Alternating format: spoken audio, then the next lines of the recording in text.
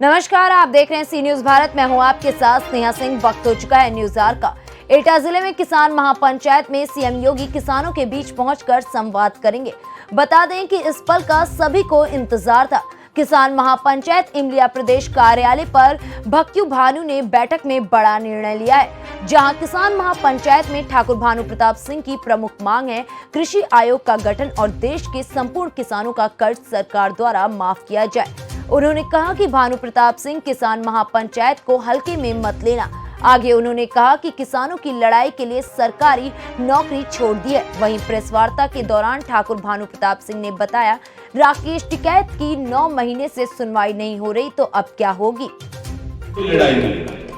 हमने उनका 14 में समर्थन किया, 17 में समर्थन किया, 19 में समर्थन किया, और जब जरूरत पड़ी हमने उनका विरोध नहीं किया है। लेकिन समर्थन करते करते हमें अपने प्राण और किसानों के प्राण भी बचाने हैं।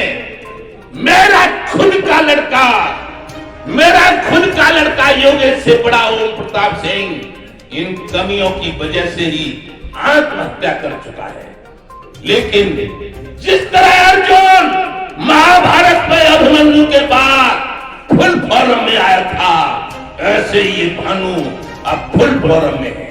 आप लोगों से निवेदन है, आप लोगों से प्रार्थना है। योगेश तो कह रहा था 11 से, मैं कह रहा हूं कल से जगह जगह लिखते चलो। 3 अक्टूबर को इमलिया भारतीय किसान भानु के कार्यालय पर पहुंचे। क्यों? कि वहां पर किसान आयोग का गठन करवाना है और देश के समस्त किसानों के संपूर्ण कर्जे माफ करवाने हैं। आगे तो जो बात होगी किसान आयोग कर लेगा, छोटी छोटी बातों पर गौर नहीं करना है। अगली बात यह है कि जब आप लोग सदस्य बनाएंगे तो 100 रुपए का कम से कम सदस्य बनाएंगे, उससे बहुत कुछ मिलेगा। रसीदें न हो, चाहे आप गांव में चल के 100 रुपए वाली सदस्यता की रसीदें हैं वो ले लें। हमारी प्रिंसिपल साहब का मकान है और उस मकान से कई करोड़ की संपत्ति चोरी हो गई। नगद भी गया, सोना गया, चांदी गया, और पुलिस कुछ नहीं कर पा रही है। पुलिस कुछ नहीं कर पा रही है। इसलिए हम आज फिरोजाबाद के पुलिस प्रशासन को चेतावनी देते हैं कि 3 तारीख को तो होगा ही, लेकिन यदि आप पता लगाने में जल्दबाजी नहीं करेंगे तो ये तो पूरे देश का आंदोलन होगा, पूरे देश की मीटिंग होगी, पूरे देश के लिए किसान आयोग का गठन होगा, पूरे देश के कर्जे माफ होंगे। लेकिन ये तो यहां मैनपुरी, फिरोजाबाद, आगरा और मथुरा, एटा, कासगंज, हाथरस और अलीगढ़ 8 जिले ही बच रहेंगे। लेकिन 8 जिला में क्या हो गया? चली जाने दो, हम अपना ही बढ़ाए लेते हैं। ऐसा है, अब क्या मत करो यार।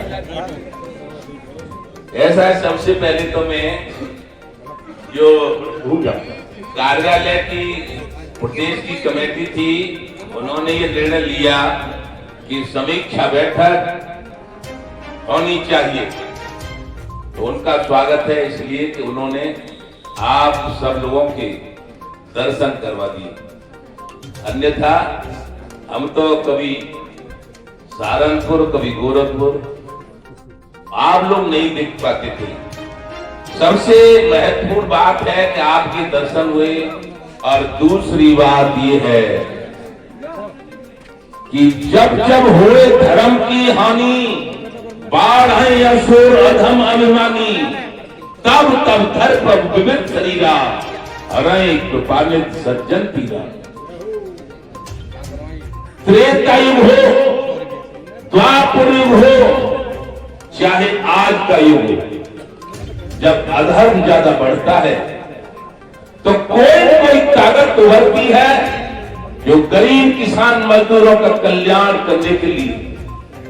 त्रेता में रावण का अत्याचार, द्वापर में दुर्योधन का अत्याचार, और इस कलयुग में जब से भारत आजाद हुआ तभी से राजनेताओं का अत्याचार किसान और मजदूरों को झेलना पड़ा। एटा से सी न्यूज संवाददाता लखन यादव की रिपोर्ट। फिलहाल इस खबर में बस इतना ही। देश विदेश की ऐसी तमाम खबरों को देखने के लिए बने रहें सी न्यूज भारत के साथ। हर खबर आपके साथ, आपके हाथ।